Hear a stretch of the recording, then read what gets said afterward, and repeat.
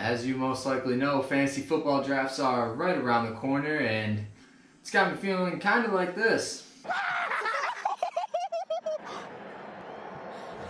If you are new to the channel, I'm Austin Short, avid fantasy football player and overall sports fanatic.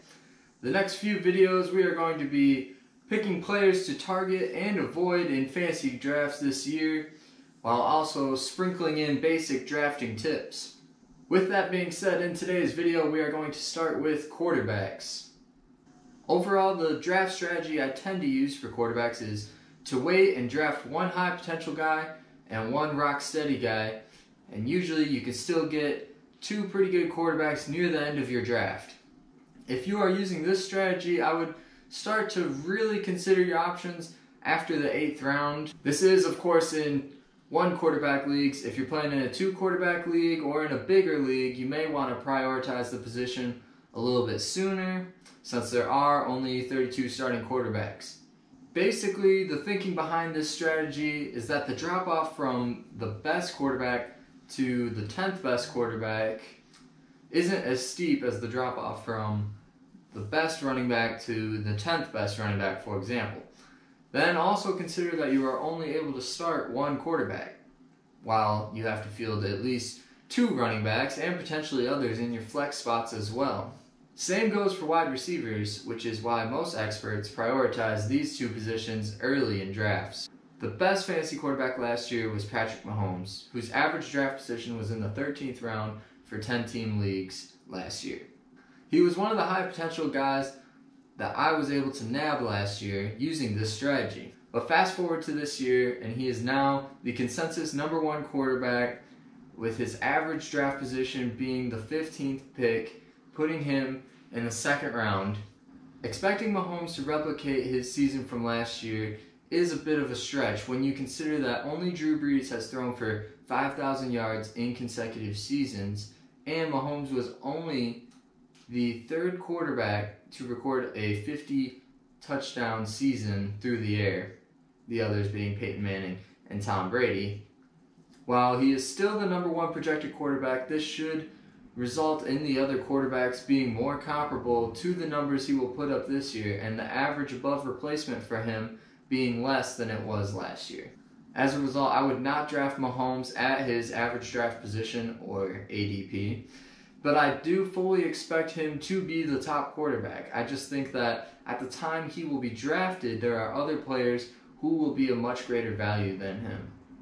With that being said, here are some high potential guys you can target later in the draft, and they should be fairly easy to nab. If you see them sliding, or they are at the spot where they typically go, I'm a fan of drafting these guys, and then you can potentially pair them with a rock steady type later. One name that I am especially fond of this season is Jameis Winston. Last year, he only started 9 games due to a 3-game suspension and the red-hot start of Ryan Fitzpatrick, aka Fitzmagic. But in those 9 weeks where he got the start, he ranked 4th in points at the position. As a team, the Bucs loved to go through the air and had the 2nd most fantasy points at the position at a per-game basis, partly due to the lack of a great first option on the ground, and partly because their defense is pretty bad, which results in them playing from behind often. Not to mention they have great receiving weapons like wideouts Mike Evans and Chris Godwin, and great tight end options as well with O.J. Howard and Cameron Brate. And did I mention quarterback aficionado and air raid guru Bruce Arians is the head coach now? Winston has top 10 potential and is going as the 14th drafted quarterback according to FantasyPros.com, and he's going even later than that on ESPN. Pick Winston and eat dubs all year long. I'll say one thing. Go. Let's go. That's a W. Let's eat one. Let's eat one. That's a W. How many people want to eat a W tonight? Here are a couple of other high potential guys that are drafted later. Philly quarterback Carson Wentz is a top 5 fantasy quarterback when he plays. Health has been a question mark, but the Eagles have some great weapons in Zach Ertz, Alshon Jeffrey, and Deshaun Jackson. And Wentz, just like Winston, is another guy that loves to go deep. He's going at the 86th pick on average and 96th pick on ESPN. The last high ceiling option I have for you guys is dual threat quarterback Lamar Jackson.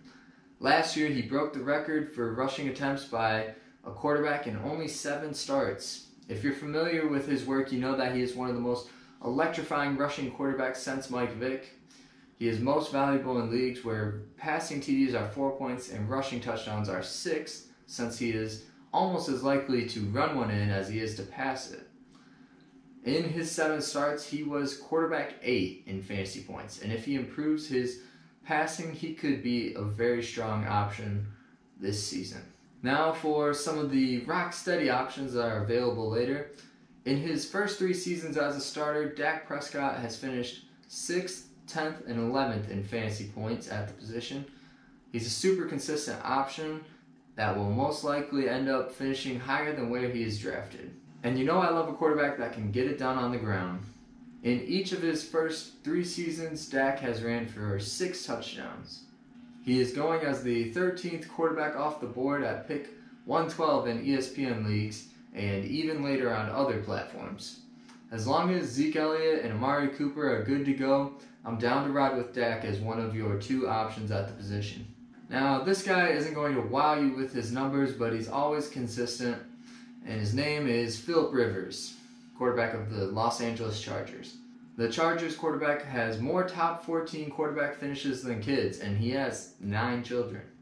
It's been 11 of 13 seasons where he has finished as a top 14 option at the position. He's the perfect guy to pair with a high potential guy and plug him in when you need.